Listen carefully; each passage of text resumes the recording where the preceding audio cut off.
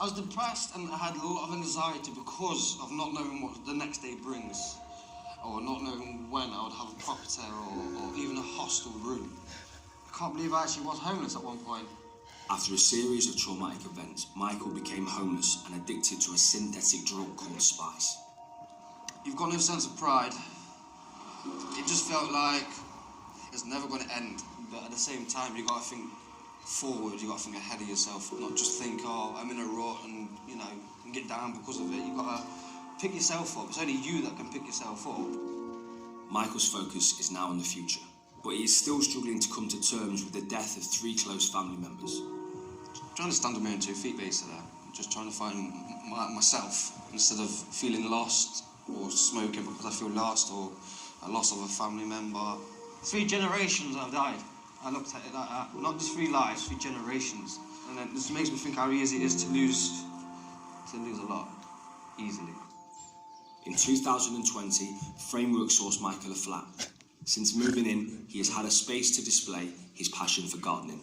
So basically, I'm just repotting this because the pot's a bit too small in this one.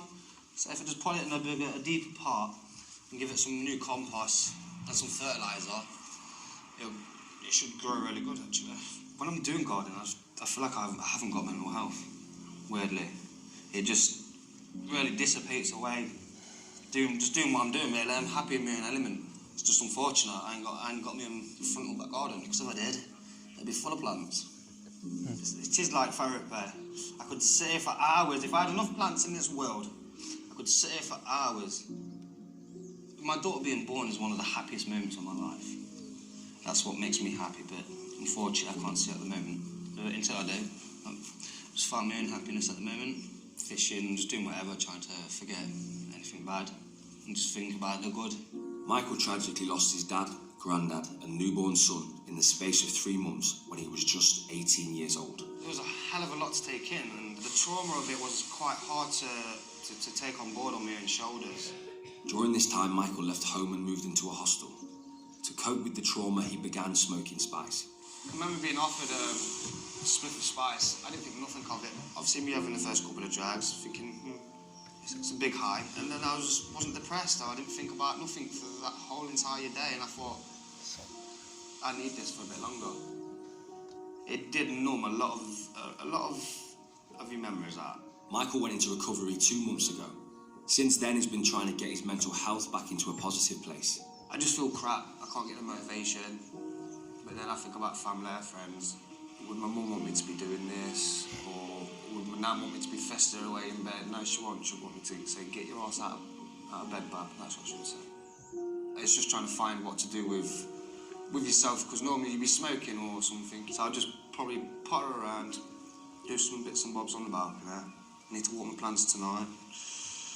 Wash the balcony down, stuff like that, and just keep my mind occupied so I don't get in that depressive state.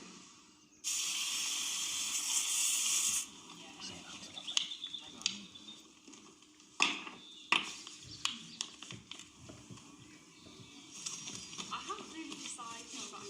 Just ripping out 2 little stumps. An old lady fell over last week.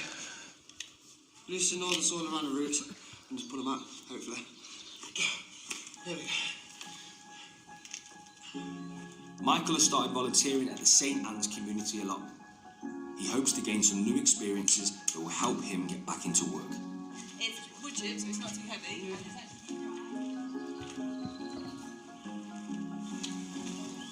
I'll have coffee in about 20 minutes. Here we are. Planting some runner beans, so we're just making, I don't know what to call them. We're making the teepees. Making the teepees so we can put the 2 plants at either side of it to spiral up it, because they grow like vines. Really enjoying it. It's keeping me active, and it's healthy. It's healthy. It keeps you outdoors, isn't it? When I'm fishing, gardening or hunting, what anxiety did I even have it? That's what I generally feel like sometimes.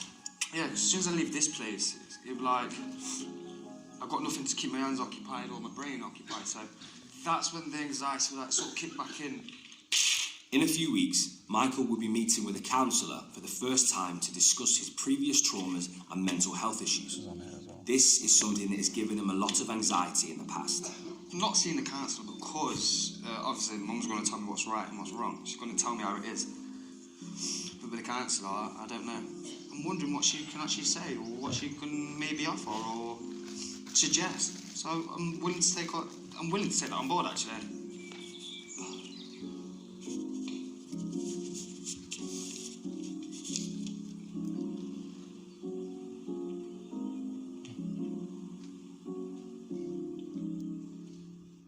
Michael has come to meet his key worker Lisa for a coffee. She is a source of stability and guidance in his life. He has his positive moments, really positive. He wants to do good. I have got a plan of having my own van and my own firm and stuff like that.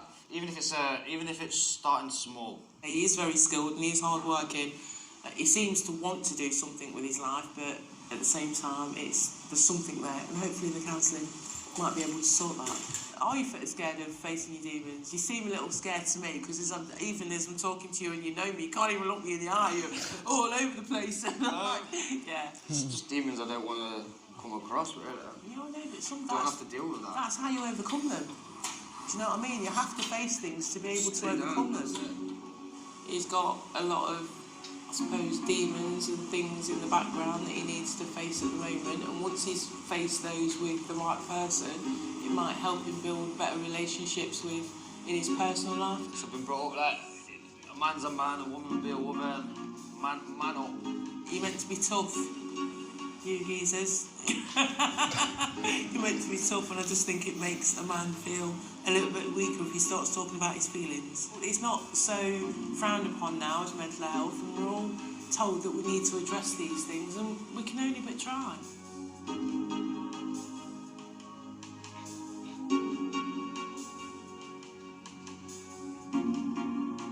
After years of being hesitant, Michael is off to his first counselling session.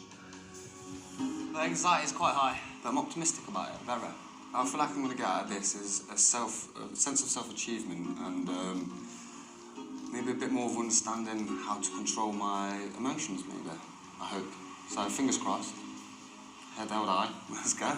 So, this is the third room. Sweet. I'll take you through. Thank you. Are you happy to sit there, Mum? Yeah. Great. Thank Take a you. seat. If you'd like to have yourself to any water.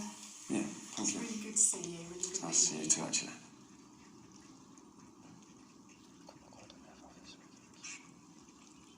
Who doesn't bottle stuff up? I've just been bottling up too much of it. That's what that is.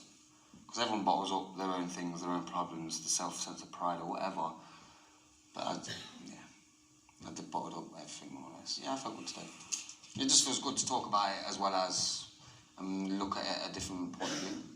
Being here, it's that journey of self-discovery, really, and self-knowledge, understanding why we behave in certain ways. I got some things off my chest and I can look at things a bit differently instead of just negative all the time. I'm always in kind of such awe of the courage that people have coming into therapy, and that's something that Michael definitely had. He had the courage to come here. It's uplifting, actually.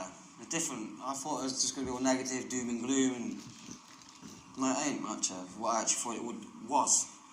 And the things she asked me to put into place and the tools she has asked me to use, I feel like they could help.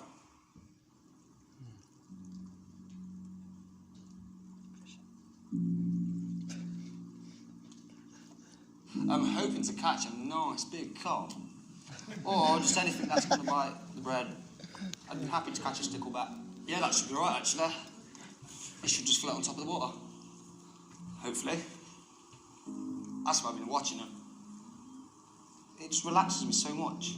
I have no thoughts, I have no anger, no anxiety. No one's 1,000 miles per hour around me, so I can be myself.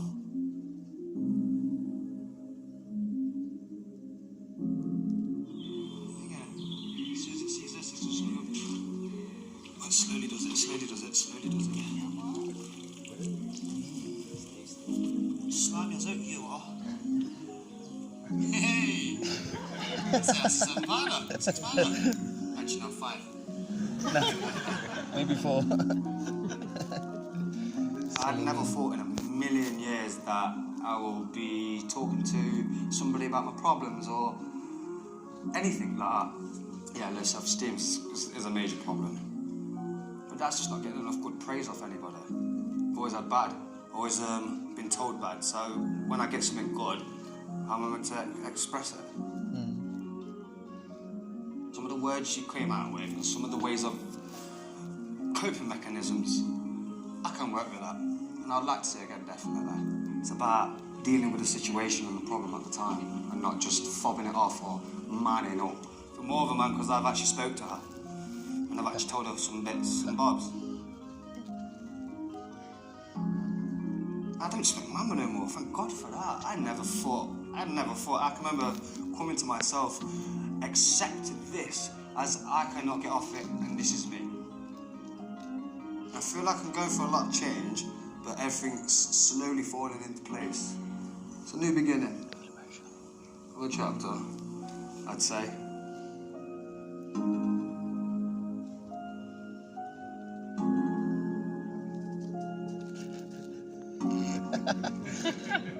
Stare at the camera.